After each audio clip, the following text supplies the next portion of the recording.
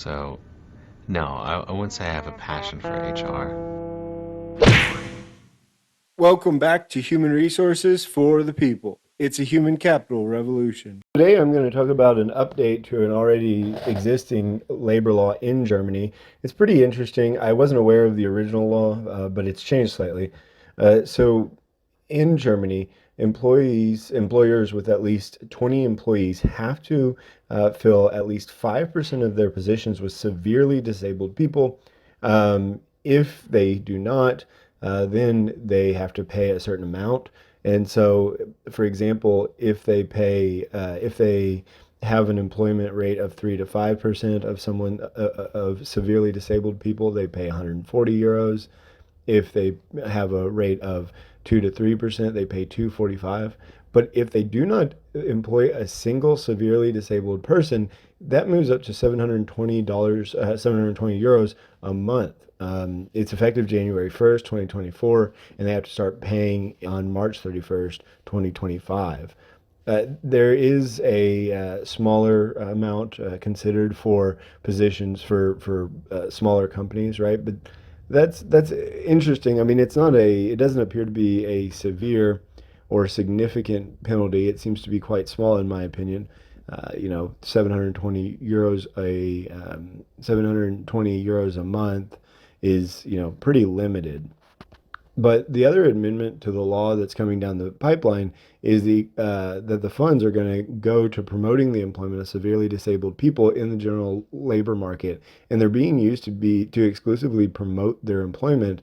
And so it used to be the funds used to be used for facilities to help them out, workshops, things like that. That will no longer be in place, and instead they will be using this money towards it seems like advertisement and promotions, which is it seems like the option of using the funds for equalization seems to be more important and more useful, in my opinion.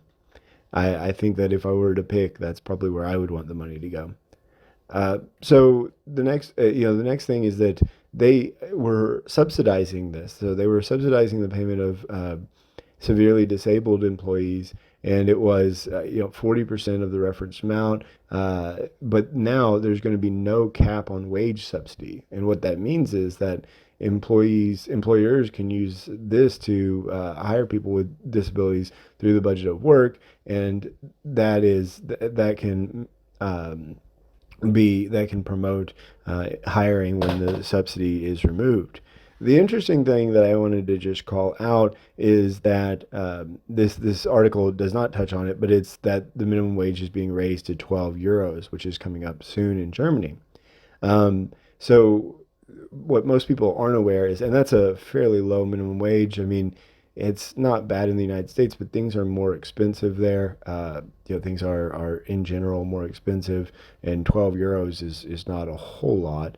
The American maximum is 7.25, but few states are actually in 7.25 these days.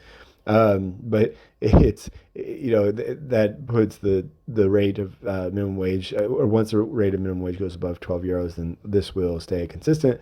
I think that that's interesting. Again, the minimum wage in Germany is mostly driven by trade unions. The minimum wage here is a federal minimum wage that covers people who are not covered by trade unions, and frankly, that's a smaller group of people.